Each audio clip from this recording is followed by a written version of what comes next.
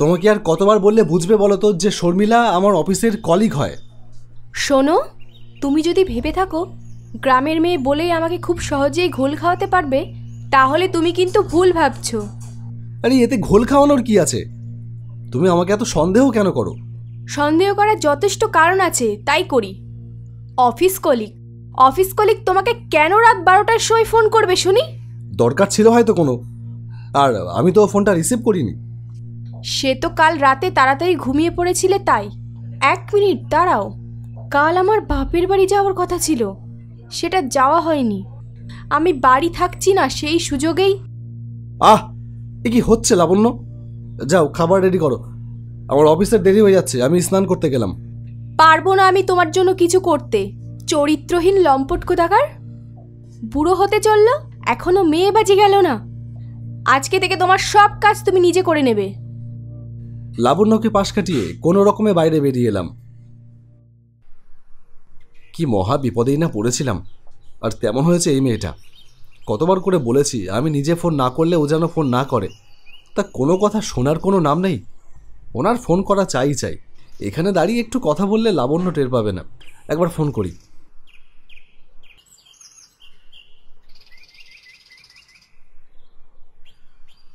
Hello. আরে তুমি তো ভালো বিপদে ফেলে দিয়েছিলে।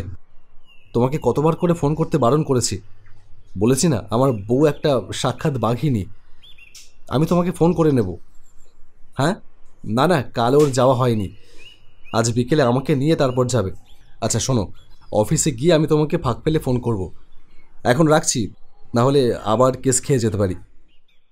অফিসের কাজ প্রায় শেষের দিকে, এমন সময় লাবণ্যের ফোন এলো।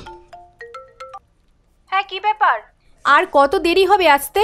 এই আবার কি কথা, রোজ তো একই টাইমেই আসি। হ্যাঁ, রোজ তো আর তুমি শ্বশুরবাড়িও যাও না, আজ যাচ্ছ কি না? তাই বলেছিলাম আজ একটু তাড়াতাড়ি বাড়ি আসতে। সেই কথা বুঝি ভুলে মেরে দিয়েছো?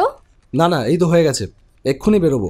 দয়া করে একটু তাড়াতাড়ি এসো, আর জ্বালিও না আমাকে। আরে বললাম তো আসছি, রাখো। কাজ শেষ করে বেরোতে যাচ্ছি, এমন সময় অফিসের আর এক সহকর্মী বান্ধবী নীলাঞ্জনা আমার সামনে এসে বলল, অভিরূপদা, তুমি এখন সোজা বাড়ি যাবে তো? হ্যাঁ, কেন রে? না মানে একটা হেল্প দরকার ছিল। অত ন্যাকাবো না করে বল, কি বলবি? আসলে আমার স্কুটিটা তো এখনো গ্যারেজ থেকে আসেনি, তুমি আমাকে একটু ড্রপ করে দেবে বাড়ি পর্যন্ত? হোয়াই নট বেবি, চলো। নীলাঞ্জনার বাড়ির রাস্তা আর আমার বাড়ির রাস্তা দুটো দুদিকে। ওর বাড়ি পূব দিকে হলে আমার বাড়ি পশ্চিমে। আমার বাড়ি ফেরবার তাড়া আছে, তবু নীলাঞ্জনাকে না বলতে পারলাম না। আসলে সুন্দরী মেয়েদের রিকোয়েস্ট আমি ফেলতে পারি না। বেশ খানিকটা পথ যাবার পর বললাম, তা ম্যাডাম, একটু বসে কোথাও কফি খাওয়া যেত না? না একদম না, অনেক দেরি হয়ে যাবে।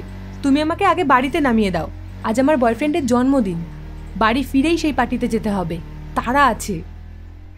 বাড়ি ফিরে কলিং বেলে সুইচ চাপতেই ভেতর থেকে আমার বউ না, যেন একটা আস্ত জীবন্ত আগ্নেয়গিরি বেরিয়ে এলো। অনেক হয়েছে, আর না, আর আমি তোমার সঙ্গে থাকবো না, আমি ডিভোর্স চাই এক্ষুনি। এই সেরেছে, লাবণ্য কি আমার নীলাঞ্জনাকে ড্রপ করে দেওয়ার ব্যাপারটা জেনে গেল? হ্যাঁ, এখন তো চুপ করে দাঁড়িয়েই থাকবে, শয়তান কোথাকার। লাবণ্য, দাঁড়িয়ে দাঁড়িয়ে বকবক করলে আরো দেরি হয়ে যাবে, কিন্তু সন্ধে হয়ে গেলে আমি কিন্তু এই বাঁশবাগানের মধ্যে দিয়ে যাব না। তাহলে তো একটু আগে আসলেই পারতে। ঠিক আছে সরো, আমি 10 মিনিটে রেডি হয়ে আসছি।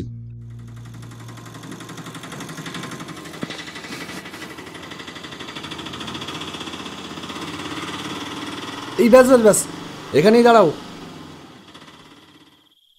কত ভাড়া? 40 টাকা। এই নাও।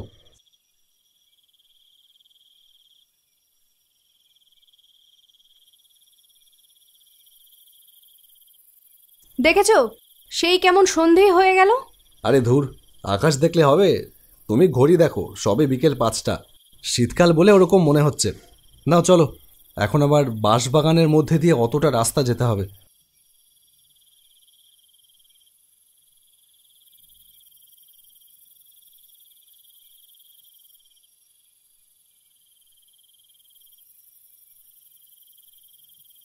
আচ্ছা, তোমার বাবার তো মালকড়ি কম নেই, বাবাকে বলো না এই বাঁশবাগানের ব্রহ্মদৈত্য হয়ে না থেকে শহরের দিকে একটা ভালো বাড়ি নিতে। তা কোনোদিনও করবে না, এটা হচ্ছে পৃথিবীটার টান, তুমি বুঝবে না। তুমি জোরে পা চালাও। জোরে পা চালিয়ে যখন লাবণ্যদের বাড়ির বাঁশবাগানের রাস্তায় ঢুকলাম তখন বেশ অন্ধকার। এই বাঁশবাগানের ভেতর দিনের বেলাতেই অন্ধকার থাকে, আর এই সন্ধ্যা রাতে সেই অন্ধকার যেন আরও দ্বিগুণ হয়ে রয়েছে। সবই ঠিক আছে, শুধু এই অন্ধকার আর বাঁশবাগানের জন্যই আমার এই ধনিচায় আসতে ইচ্ছে করে না। সারাদিন যেমন তেমনভাবে কাটিয়ে দেওয়া যায়, কিন্তু সন্ধ্যা হলেই সেই যে চারিদিক ঢেকে যায় গাঢ় অন্ধকারে, সেইটাই আমার সব থেকে বিরক্তির কারণ। পরদিন দুপুরে পুকুরে রুই মাছ আর বাড়ির দেশি মুরগি পেটের ভেতরে এত বেশি পরিমাণে ঢুকে গেল যে পেটটা আইঢাই করতে থাকলো। দুপুরে খেয়ে দে আমার বরাবরই একটু হাঁটাচলা করার অভ্যেস, এখনও তাই করলাম। হাঁটতে হাঁটতে বাঁশবাগানের দিকটায় এসে দাঁড়ালাম। দুপুরবেলা, নির্জনতা খা খা করছে গোটা বাঁশবাগানে। আশপাশ থেকে শুধু কিছু বন্য পোকামাকড়ের ডাক ভেসে আসছে কানে। হঠাৎ চোখে পড়ল দূরে একটা বাঁশঝাড়ের আড়ালে একটা মেয়ে দাঁড়িয়ে রয়েছে না? সে কি, এই ভর দুপুরে বাঁশবাগানে একটা মেয়ে একা? কি ব্যাপার, দেখতে হচ্ছে তো। তার কাছে আরও একটু এগিয়ে গিয়ে জিজ্ঞেস করলাম, এই যে কে তুমি? এই বাঁশবাগানে একা কি করছো? কিছু না, ওই একটা প্রজাপতি ধরবার চেষ্টা করছিলাম। প্রজাপতি? হ্যাঁ, এই প্রজাপতিটা আমার ভীষণ প্রিয়।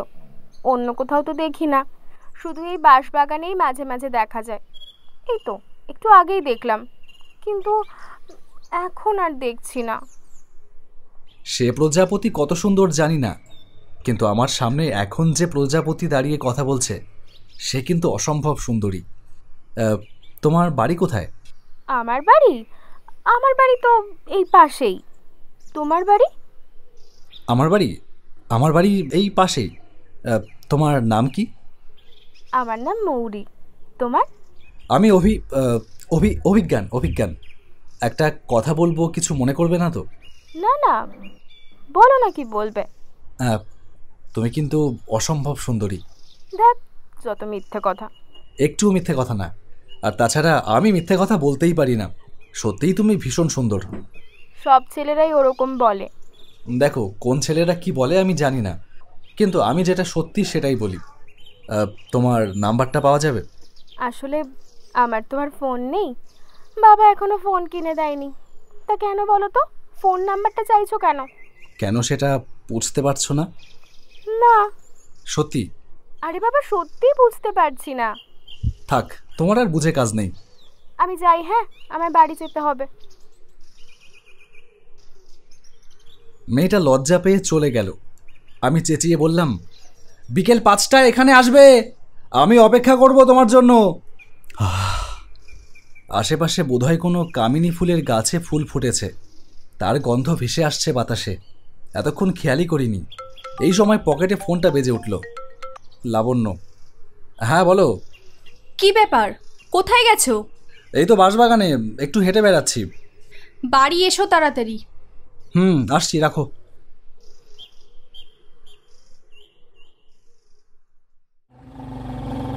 বিকেল ঠিক 5টা নাগাদ এসে দাঁড়ালাম বাঁশবাগানে। আমি আসবার আগেই দেখলাম তিনি এসে হাজির। বাবা, এ তো আমার থেকেও অ্যাডভান্স। বললাম, কখন এসেছো? এই তো এইমাত্রই এলাম। তা তুমি এত দেরি করলে কেন? আচ্ছা, এটা কি তোমার বাইক? এটা আমার একটা বন্ধুর বাবার বাইক। আমার বাইকটা গ্যারেজে রয়েছে, এখনো আসেনি সার্ভিস হয়ে। চলো যাওয়া যাক। কোথায় যাব? যেখানে তুমি বলবে। তাহলে একটা জায়গায় যাবে। কোথায়? এই পাশেই একটা জায়গা আছে। জানো, বাড়িটাতে আগে না একটা বুড়ো দাদু থাকতো। সে মরার পর থেকে বাড়িটা বন্ধ হয়েই পড়ে আছে। দরজার ভেতর থেকে খোলা যায়। আমরা মাঝে মাঝে গিয়ে না ওখানে আগে লুকোচুরি খেলতাম। যাবে? কেস টেস খাওয়ার ভয় নেই তো? আরে বললাম না, ওখানে কেউ যায় না।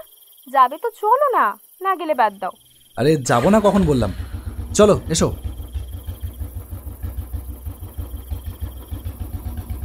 ব্যাস ব্যাস, এই তো এই বাড়িটা। বাবা, এ তো পুরো ভুতুড়ে বাড়ি। কেন, ভয় করছে নাকি?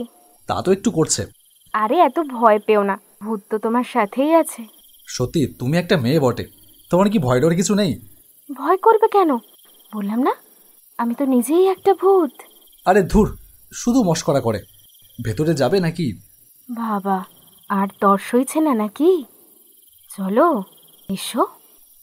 ঘরের ভেতরে ঢুকেই দেখলাম বহু বছরের পরিত্যক্ত একটা ঘর, ভেতরটা একেবারে খালি, ধুলো ময়লার বৃষ্টির স্যাঁতস্যাঁতে গন্ধ আসছে নাকে। মৌরি, এটা কোথায় নিয়ে এলে? ছি, এখানে কেউ আসে? মৌরি, মৌরি কোথায় গেলে? মৌরি! কি হলো? ভয় পেলে বুঝি? ভয় পেও না, এসো আমার কাছে এসো। কে তুমি? মৌরি, মৌরি কোথায়? মৌরি! সে কি, তুমি মৌরিকে চিনতে পারছো না? আমি তো মৌরি। না না না না না না না, তুমি তুমি মৌরি হতে পারো না। কেন? মৌরির এই রূপটা তুমি বুঝতে পারছো না? মৌরির এই রূপটা বুঝি পছন্দ না? রূপ দেখলেই ছুটে যাস ঘরের বউ ফেলে বাইরের মেয়ের কাছে, শুধু ছুটছুকানি না? আয়, আজ তোর ছুটছুকানির স্বাদ মিটিয়ে দি জন্মের মতো। আয় আয়। না না না, আমার আমার ভুল হয়েছে, আমার ভুল হয়ে গেছে, আমাকে ক্ষমা করে দাও। আমি আমি আর কোনোদিনও কারোর দিকে তাকাবো না, সত্যি বলছি। তোমার দিব্যি। চুপ কর, আবার দিব্যি দিয়ে মিথ্যা কথা বললে আমি যদি মরে যাই? হ্যাঁ, মরেই তো ভূত হয়েছ। হ্যাঁ, তাও তো ঠিক কথা। সে যাই হোক, তুই আমার কাছে আয়, আজকের এই রাতটা আমরা স্মরণীয় করে রাখি। আয় আয়।